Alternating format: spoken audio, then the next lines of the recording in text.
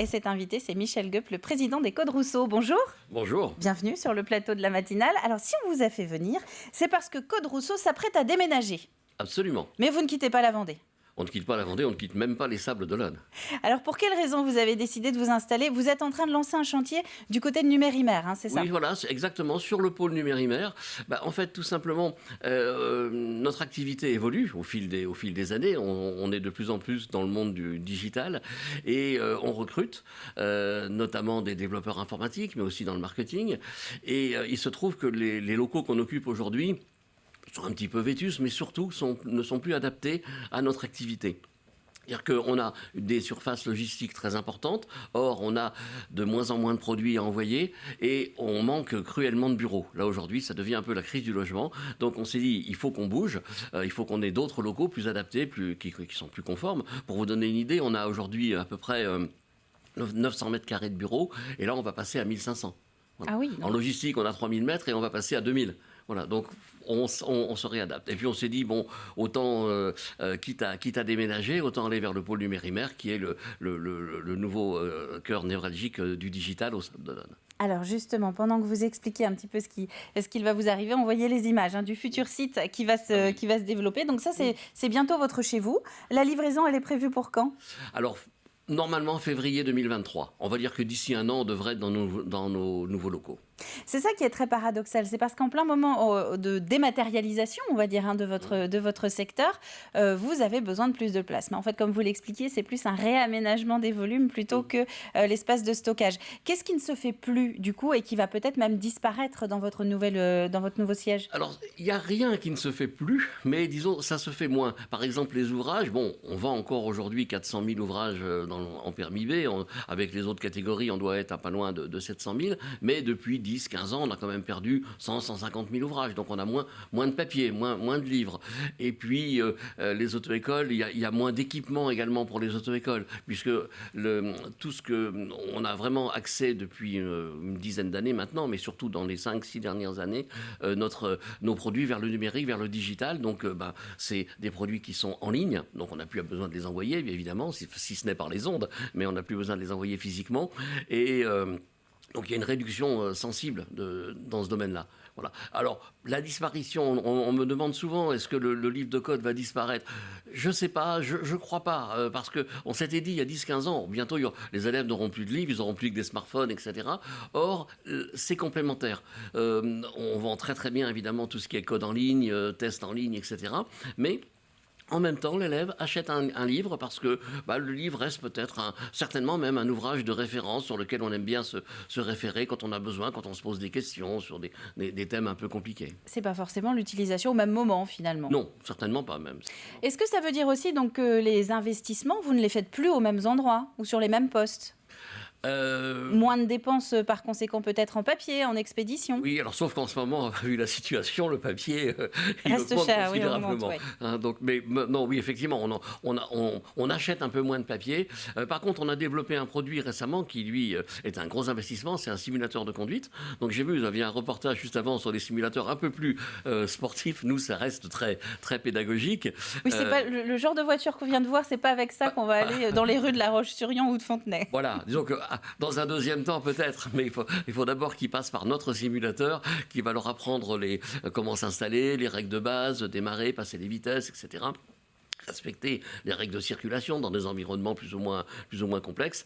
Bon, après, quand ils seront bien, ils pourront aller sur les autres. À la vitesse supérieure, exactement. Mais alors justement, pour ces simulateurs, là aussi, vous avez besoin d'un espace pour développer tout ce qui est l'aspect technologique de ce nouveau produit? Alors, Code Rousseau, notre métier, donc on est un éditeur spécialisé dans le domaine de la pédagogie en sécurité routière.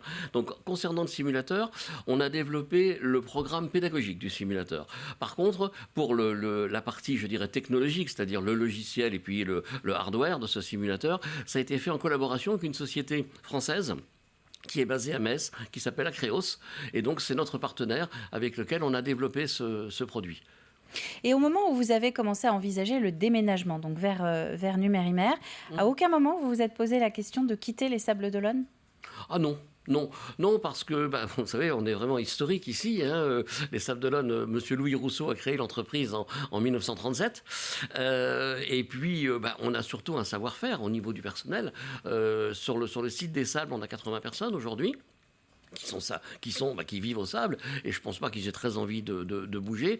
Et puis on n'a aucune raison, on est très bien au Sable d'Olonne, c'est une ville qui est super au niveau qualité de vie, au niveau c'est très, Le très décor est plutôt sympathique décor pour est travailler. sympathique, on n'a aucune raison. En termes d'équipe, justement, vous recrutez facilement ou vous aussi vous êtes confronté à ces difficultés pour trouver des candidats face au poste que vous ouvrez? Oui, on peut dire qu'on a un petit peu de mal dans le domaine du développement informatique. Parce que, quand je disais on a évolué, bien évidemment, il y a une dizaine d'années à peu près, on devait avoir 4 développeurs informatiques, 4 ou 5. Aujourd'hui, on en a 14. C'est un poste où on a considérablement évolué, également en marketing, aussi un petit peu en administration des ventes. Mais ce sont des jeunes. Il faut les faire venir au Sable d'Olonne. C'est vrai qu'il y a des villes plus dynamiques, plus attractives, avec plus de je dirais, de divertissement. Donc il faut arriver. On a un petit problème de logement aussi au Sable, c'est que le logement coûte cher, parce que c'est une ville balnéaire. Donc on a un peu de difficulté, oui. Dans ce domaine-là, c'est pas simple. Maintenant, on s'est installé aussi sur le pôle Numérimère parce que c'est un environnement d'entreprise numérique, mais il y a aussi une école d'ingénieurs informatiques. On a recruté beaucoup de ces développeurs en alternance. C'est-à-dire qu'ils viennent chez nous en alternance, et puis après, on essaie de les motiver à rester, de les intéresser pour qu'ils restent dans l'entreprise après. Donc vous visez vraiment un recrutement de proximité finalement? Oui, tout à fait. Tout à fait. On peut se diriger vers vous en ce moment? Vous avez des postes ouverts? En développement informatique, oui, on est en recherche. Bon, c'est bon à savoir. Un dernier message aussi sur l'évolution quand même de votre entreprise. On a parlé donc de cette évolution matérielle, si je puis dire, avec ce déménagement à venir. Vous attachez aussi beaucoup d'importance à suivre les tendances pour vous trouver là où se trouve votre jeune public, bien souvent, et notamment les réseaux sociaux. Et vous développez aussi, on parlait de la partie matérielle, ces échanges directs sur les réseaux type TikTok, type Twitch, enfin voilà, des choses comme ça. Ce sont des endroits où vous avez dit il faut y être si on veut continuer à exister? Oui, alors c'est lié également à la stratégie de l'entreprise.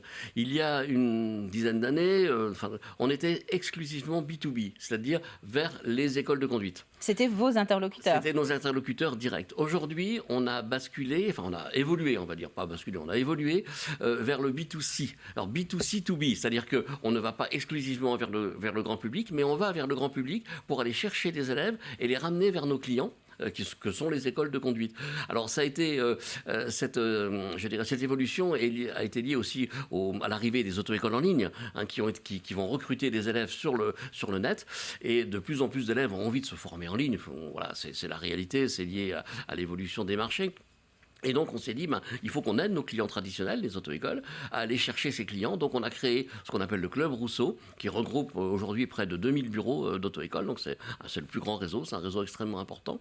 Et donc on va chercher des élèves en ligne qui ont envie de se former en ligne. L'année dernière, on a plus de 25 000 élèves qui sont inscrits via la plateforme Code Rousseau pour aller vers les écoles de conduite. Donc pour aller chercher ces élèves en ligne, j'y arrive, on est obligé d'aller sur les réseaux sociaux, créer des chaînes Twitch, vous voyez, d'aller là où ils sont, d'aller les chercher là où ils sont et se présenter et se faire connaître peut-être davantage de cette population. Comme quoi, il faut vraiment sans cesse se remettre en question pour garder son entreprise à flot et parmi, évidemment, celle de tête. Merci beaucoup, Michel Gob, d'être venu sur le plateau de la matinale. Donc, les Codes Rousseau.